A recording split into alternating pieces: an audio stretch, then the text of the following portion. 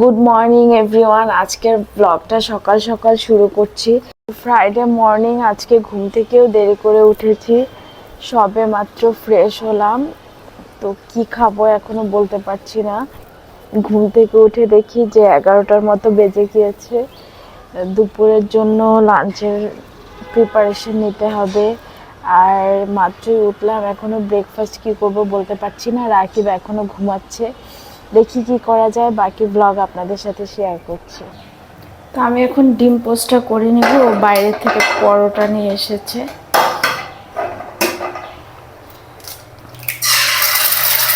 বাকি আইটেমগুলো পরে নেব।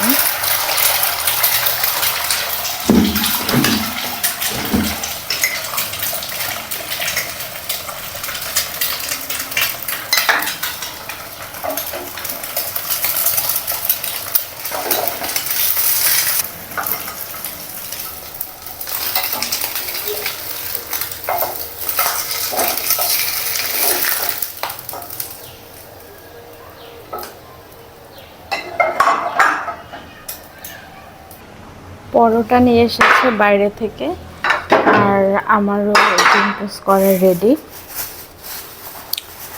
তো নাস্তাটা করবো এখন।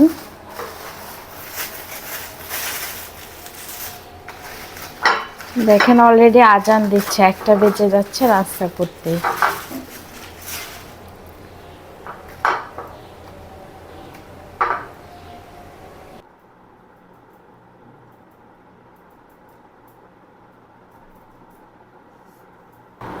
ওটা দাও।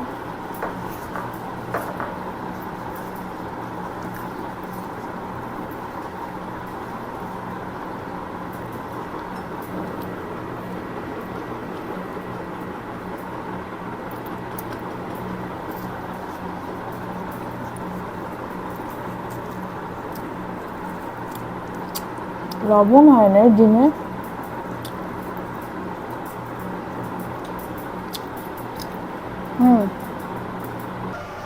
তো আমি এখন কিচেনে চলে এসেছি। আজকে বিফ রান্না করব। বিফটা কেটে নিচ্ছি, যেহেতু ভুনা টাইপের করব, এজন্য ছোট ছোট পিস করে কেটে নেব। রান্না বসিয়ে দিয়েছি। এখানে হচ্ছে বিফ চুলায় এটা কষাচ্ছি, কষা কষা হবে। দেন 1-2 পিস আলু দিব। আর এই সাইডে হচ্ছে আমি এখন রান্না করছি, এখানে মাছ রান্না করব।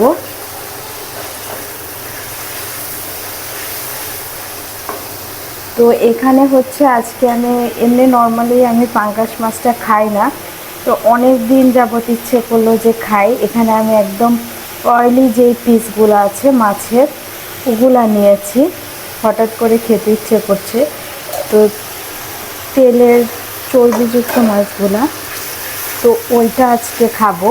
একদম ঝাল ঝাল করে, অনেক ঝাল দিয়েছি, ঝাল ঝাল করে একদম কষিয়ে রান্না করব।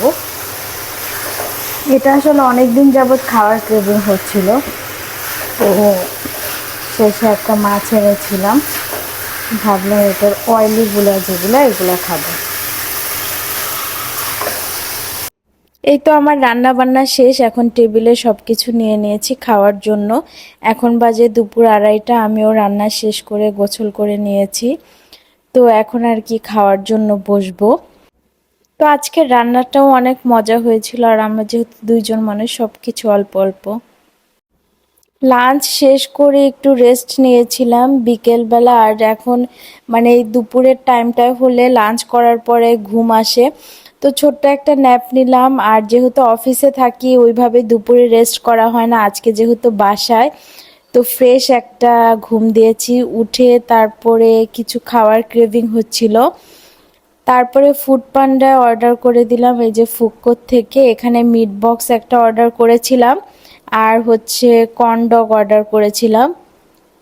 তো এখানের ফুডকোর কর্ন ডগটা আমার খাওয়া হয়নি, এখানের টেস্টটা ভালোই ছিল, ভালোই লাগলো।